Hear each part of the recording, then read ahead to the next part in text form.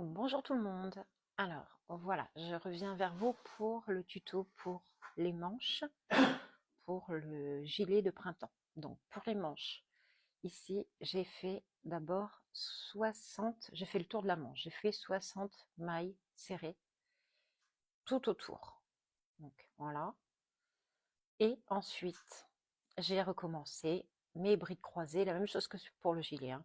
Bride croisée, demi-bride, bride croisée, demi-bride. La même chose, le même motif que pour le gilet. Donc, il faut juste reprendre ce motif sur la manche, sur 60 mailles de tour. D'accord. Et là, pour l'instant, on est à 20, 25, 29, je ne sais plus, en centimètres. Donc, on va pas tarder de faire les diminutions. Là, on est actuellement à, oui, c'est ça, 20, 23, 24. Donc encore, je dirais encore 2 rangs et on va pouvoir attaquer les diminutions. À tout de suite. Donc je vous remontre un petit peu pour celles qui auraient oublié le point. Quand on part de sa maille serrée ou de sa demi-bride, on monte 3 mailles en l'air, 2, 3, on fait un jeté, on vient piquer dans la maille arrière, ce qui nous fait une bride croisée. D'accord? Voilà. Attention de ne pas dédoubler la laine, évidemment. Ah, elle sait les doubler. Et oui. Non. Et on va continuer comme ça. Donc là, on voit bien que celle-là n'a pas été travaillée. Donc on passe dans la deuxième. On fait une bride. On refait un jeté. On va en arrière. Rechercher la maille. Et on fait une bride. Et on fait ça tout le long. Que des brides croisées. Donc, on prend la deuxième. Et on revient dans la première. Comme ça, tout le temps. Hein, vous vous rappelez, on passe la première, on va dans la deuxième, on fait sa bride, on fait un jeté, on revient dans la première, on fait sa bride. D'accord? Et ensuite, demi-bride au-dessus. À tout de suite.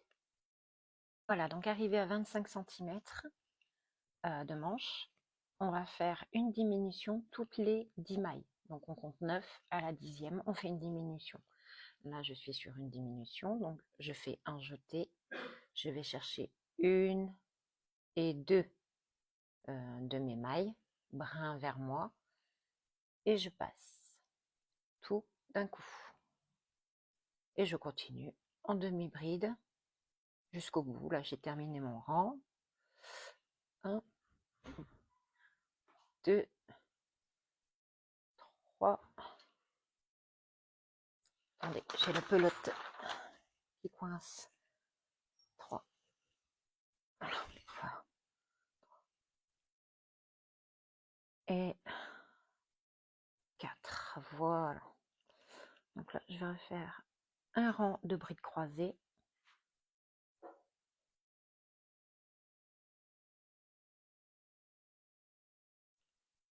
Voilà, un rang de brides croisées et je referai un rang de diminution ensuite. À tout de suite. Voilà, donc là, j'ai fait mes diminutions ici sur mes demi-brides. Donc, comme j'ai dit, toutes les 10 brides ont fait une diminution.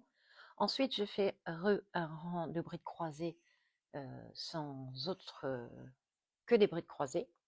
Donc là, je suis à, comme vous pouvez le voir, je suis à 29 cm ici. Donc ce que je vais faire, c'est que je vais refaire un rang de demi-bride avec une diminution toutes les 10 mailles. Donc un deuxième rang de diminution. À tout de suite. Donc là, j'ai fait 2 tours de diminution sur les demi-brides. Et j'arrive à 28 cm. Oui, 28, 29, ça dépend. Ouais, bon là j'avais tendu un peu. Ouais, c'est ça, 29. Peu importe, 28, 29, de toute façon, la laine c'est un peu élastique de toute manière. Donc ça, c'est pas très gênant. Ce qu'on va faire maintenant, c'est qu'on va partir de nos brides croisées. On va partir en bride normale. On va faire tout un rang de bride normale. Donc là, théoriquement, on arrive autour, hein, selon la taille que vous avez pris, on arrive à peu près 48 mailles. 48 mailles. Donc là, je vais faire des brides normales. 1, 2, 3. Et je vais tourner tout en rond avec des brides normales. Ni croisées, ni en arrière, ni rien. Des brides normales. Voilà, sans diminution, sans rien de plus. Un rang de brides. À tout de suite. Voilà, donc là, je suis passée, j'ai fait mon tour de 48 brides. Donc ce que je vais faire, c'est que je vais changer de crochet. Je vais passer du 4,5 au 3,5. D'accord? Et là, je vais venir faire des côtes serrées. Donc, ce qu'on va faire, c'est qu'on va faire, on va déjà ici passer derrière la première bride. On passe derrière, on fait un jeté, 1, 2, 3. Là, comme ça, celle-là est déjà travaillée derrière. Celle-là, on va la passer, on passe le crochet par devant. On sort, on fait une bride, comme ça. On fait un jeté, on reprend par l'arrière.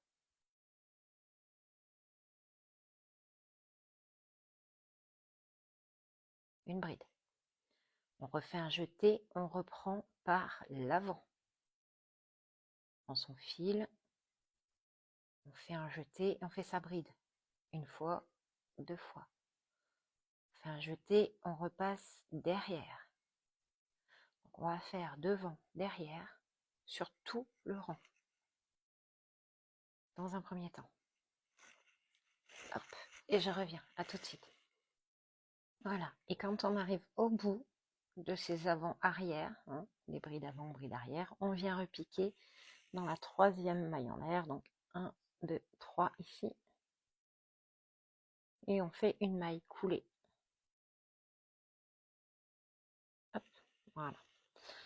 Et là, donc, à partir de là, de ce premier rang de bride avant, bride arrière, on va faire exactement la même chose sur la longueur désirée pour avoir le tour de bras, le tour de poignet, même si vous voulez, la longueur de manche que vous voulez. Donc, soit vous vous arrêtez là et vous faites un nœud, soit vous continuez, vous prenez donc votre bride par l'arrière, on recommence, bride arrière par l'arrière, bride avant par l'avant. 1, 2, 3. Celle-ci, elle est en arrière, je la prends en arrière. Celle-ci est en avant, je la prends en avant. Celle-ci est en arrière, et ainsi de suite, tout le temps, jusqu'à la longueur désirée que vous voulez pour votre gilet. Donc là, vous allez voir, petit à petit, ça va se resserrer. C'est ce qu'on appelle des côtes. Hein. Donc ça va se resserrer autour de votre poignet. Donc soit vous le laissez ample, un peu façon kimono, soit vous la resserrez avec des manches resserrées. Sachant qu'une manche, ça fait à peu près 40 cm. Vous avez encore au moins 10 cm pour rétrécir à la longueur que vous voulez. Voilà, j'espère que ce tuto vous a plu. Bien sûr, vous faites la même chose pour la deuxième manche, hein. Évidemment. Je reviendrai vers vous pour faire l'encolure. Donc là, c'est la partie manche. À bientôt, bon crochetage et gros bisous.